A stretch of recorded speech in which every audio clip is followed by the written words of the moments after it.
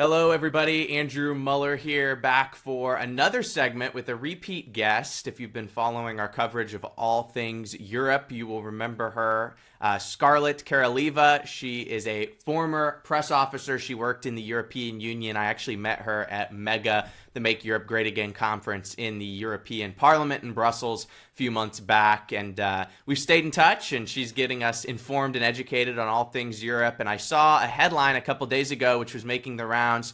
And I had to get her thoughts on it. I immediately messaged her once I found out about it and heard about it. But Marine Le Pen, she is really the front runner, or was the front runner, unfortunately, to beat Emmanuel Macron and that whole group over there with the French. And now she is totally disbarred, totally removed from the election. She can't run for something like 4 or 5 years. It's crazy. They gave her a prison sentence, a whole bunch of other stuff. But it's very similar to what happened here in the United States. Luckily for us, it didn't go as far. President Trump was able to run and win, thank God. But I heard about this and I thought, man, now we had what happened in Romania. We had what happened with Trump. Now we have this whole situation with Marine Le Pen. What in the world is going on? So Scarlett is here to join us and break it down. She's from the Netherlands, very in touch with European politics. Scarlett, what do you think of this? What is the 30,000-foot view for Americans who know nothing about it? And what's the path forward? So let me first start by saying I'm very happy to be here and thank you for giving me the platform to really explain to you what is happening, because what we're seeing basically is that France's democracy has been trialed to the guillotine and has been sentenced to death. Let me first declare and make you understand who Marine Le Pen is. Like you said, she's the leader of the National Rally. It's a conservative party. They've been for years and years fighting for a more sovereign France. And as you said, she was leading the polls. She was set to win the 2027 presidential elections. Now, before she went into the national politics, she was also a member of the European Parliament between 2004 and 2017. And they accuse her of using EU funds, because when you are a member of parliament, you get a certain amount of money that you can distribute to pay your staff with. And they are saying that she abused that money to pay for stuff in France, which is illegal. Now the court actually said, okay, you are guilty. Now, actually what they said is that EU funds was used to pay for people who are working for an extreme right-wing party. Hear that word, extreme right-wing party. That doesn't sound very unbiased for a court now, does it? I will talk about that a little bit later. But she is now, like you said, sentenced to 4 years into prison, 2 of which she should serve as with a monitor bracelet, and she will get a fine on top of that. But what is even worse is that she cannot participate in any upcoming elections for the next 5 years. So that means that she cannot participate in the 2027 elections. I have so much to tell you about it, but let's start from the beginning. First and foremost, isn't this convenient for Macron? Because this guy is hated in France for good reason. I mean, how do you justify sending billions to Ukraine while your own people are struggling to put food on the table? Well, isn't that convenient for him now that his opponent is now actually blocked for participating in these elections? And this is not the first time that it happened. Don't forget that last year we actually had elections on a European level as well. That means that people got to vote who they wanted to represent them in European Parliament, and the party of Marine Le Pen did an amazing job. They had a massive victory, much more actually than the party of Macron. So what did Macron do? He called for a snap elections. That means that within 1 month he dissolved the parliament, the national parliament. He called out new elections. That means that the National Rally didn't have enough time to really mobilize and prepare for these elections.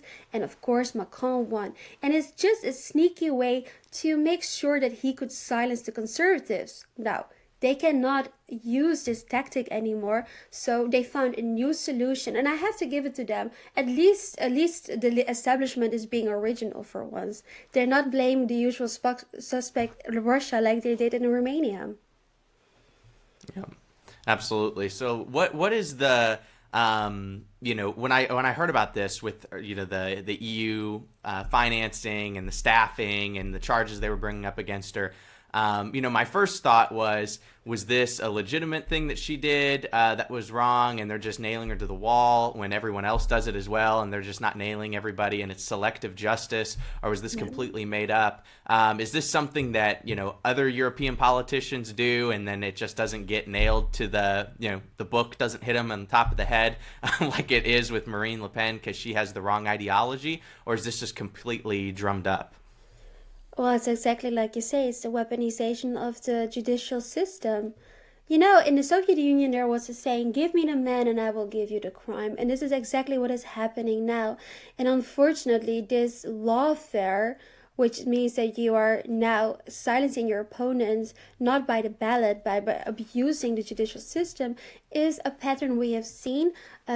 We saw it in Italy, for example. We had Matteo Salvini. He was at that time the Minister of Interior, who was sending boats with illegal migrants back, and of course they tried to put him in jail for that. Then you have, of course, Viktor Orban, who was building the walls to protect his borders, as is his duty to his citizens. They tried to put him on trial for that.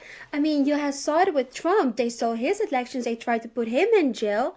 And then, of course, you got Bolsonaro. So it's a pattern we've seen in different countries. It's an abuse of the judicial system by the establishment. And what is really bothering me is that Lady Justice should be blind. And back in the day, Lady Justice, and she's not. She's being whispered who to prosecute and not, or not. And apparently she's not that blind now, is she? It's a systematic issue that we're facing.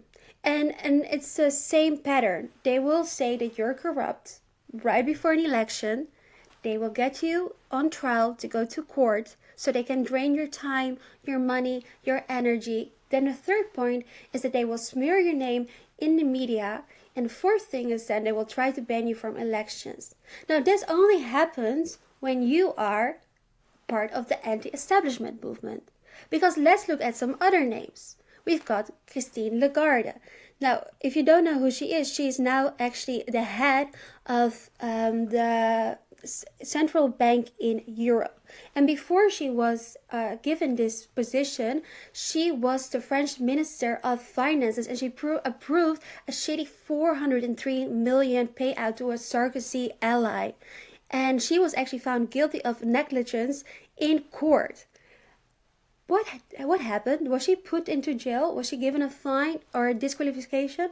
No, she was actually promoted first to the IMF and now as the head of the European Central Bank. So this is what we see, that if you are part of the establishment, breaking a law, it actually gets you a promotion. But if you're anti-establishment, oh well, they will make sure to drag you to hell. Yep, absolutely. And you mentioned Trump. We'll play a clip here of the president being asked by, it sounds like a French reporter, on this very issue. And the president said that he knew all about the situation, that he was up to speed on it, and that it was a big deal. It sounded a lot like what was going on in this country. Of course, he meant the United States, and kind of likening the situation to what happened to him. Here's that clip. Marine Le Pen, the far-right leader, got convicted in court and is now banned from running for office for 5 years. Do you have a comment on that? That's a big deal. That's a very big deal. I know all about it, and a lot of people thought she wasn't going to be convicted of anything, and I don't know if it means conviction, but she was banned for running for 5 years, and she's the leading candidate. That sounds like this country. That sounds very much like this country. So there's the president talking about this. Hopefully it gets some good traction and people start looking at this election, and maybe it will get some positive outcomes and we'll be able to expose the establishment that's going after these candidates. And I think what you said is so true about the weaponization of justice. And even when candidates get in office, we're dealing with this in the United States now, where let's say you defeat the lawfare during the election period like Trump did. We got him in office. Now we have all these random circuit court judges, coming down saying, oh, you can't do this, President Trump, you can't do that. And now they're attacking him through lawfare to undo or stop certain activities that the president's trying to lawfully and legally do. A good example of that was the Tren de Aragua criminal illegal immigrants that were coming into the United States. The president loaded them up on a plane, sent them to El Salvador. Some random circuit court judge from the West said, turn the plane around. You can't do that. And it's like, you don't have the authority to tell the president of the United States that he can't deport a group that he labeled as a terrorist organization to turn the plane around. It's just absolutely insane. Scarlett, I want to ask you about Marine Le Pen and her policy, because a lot of people maybe know her name. They see in a headline that she's a populist. Is she similar to Trump? What sort of policies and ideas was she campaigning on? Because maybe our American viewers have heard her name. They know a little bit about her, but they don't know what she's actually for. Is she that much more conservative than Emmanuel Macron? Oh, very much. Macron is like Kamala Harris. I mean, he is exactly a puppet of the establishment. I think he was even a young global leader at the World Economic Forum, which should tell you enough. He is really there as a puppet to serve the agenda of the World Economic Forum and not the interests of his own citizens. He is continually selling out his own country. And is Marine Le Pen similar to President Trump? Well, to be honest with you, it's not like I've read her whole agenda as a member of parliament. What I do know that she is a woman who does stand for sovereignty, for identity, and for freedom. All of the things that Brussels hates. So of course they were going to silence her.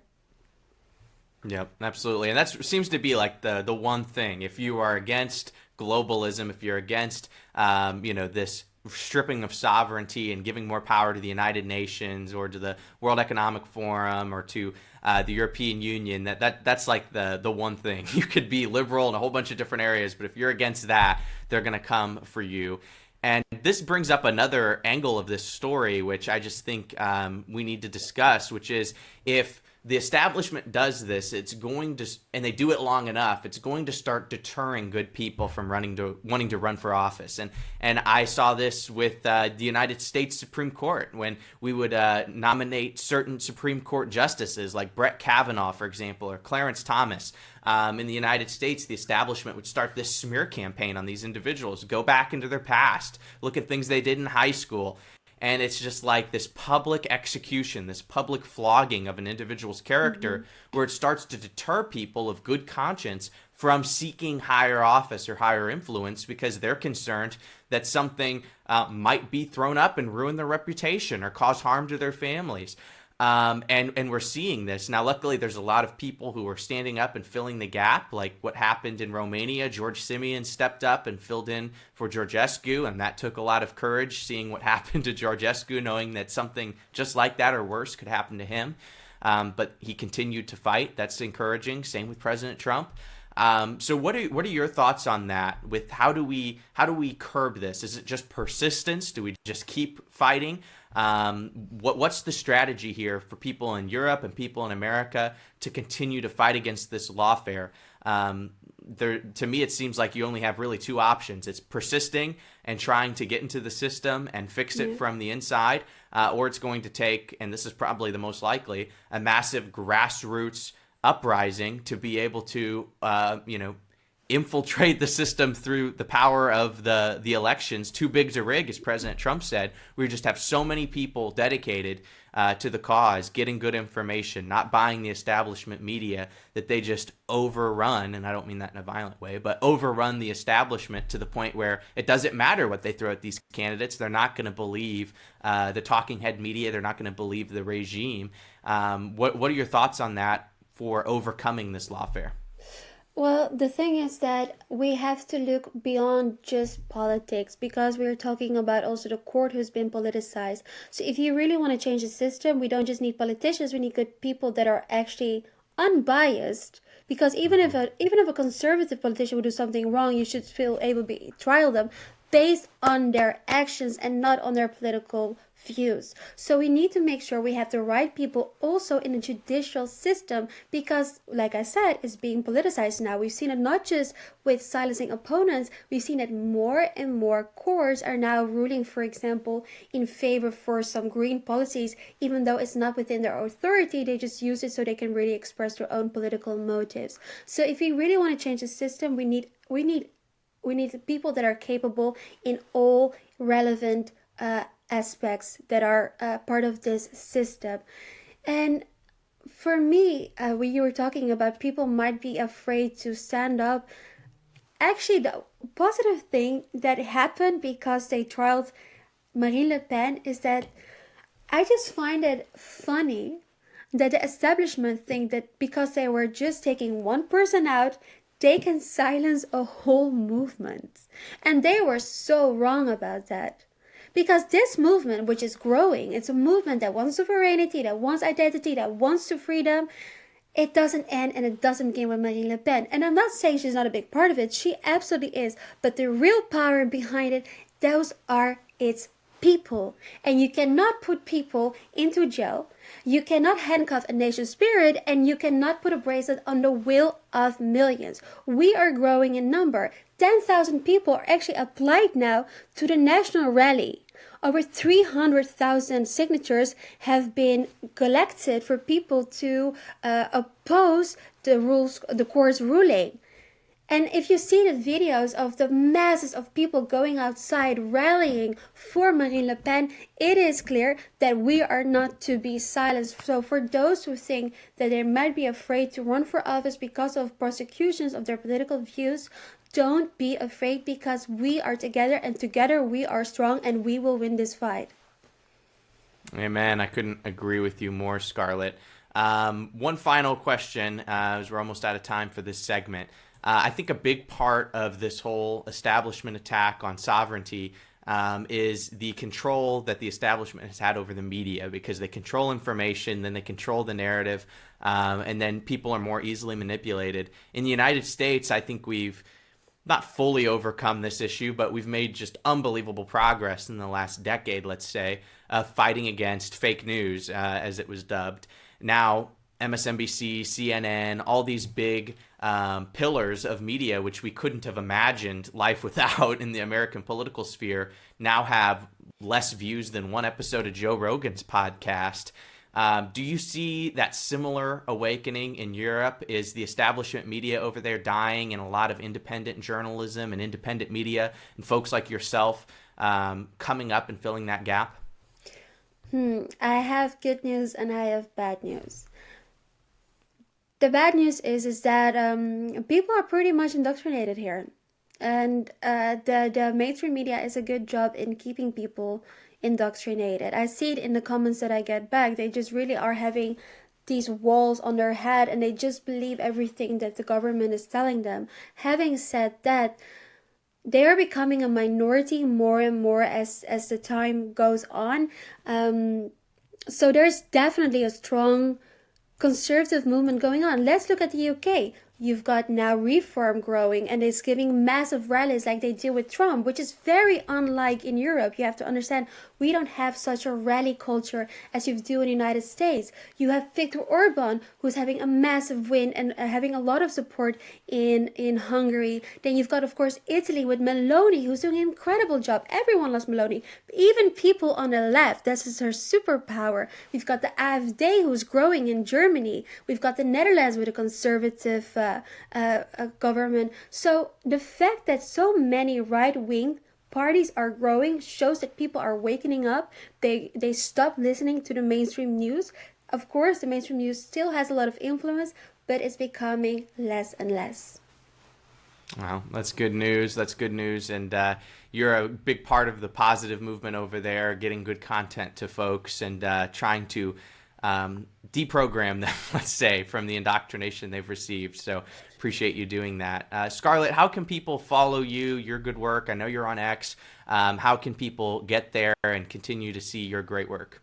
Well, first, before I close off, I really want to say a thank you to President Trump for addressing this issue. You know, you asked me in the beginning if there are similarities, and that's that they both really love their countries. Trump has been an incredible inspiration for us in Europe because he made us believe that making Europe great again is a possibility. It's giving 1,000 of us hope. So I really want to thank him for that. And if you want to follow my work, you can find me on X at Scarlett.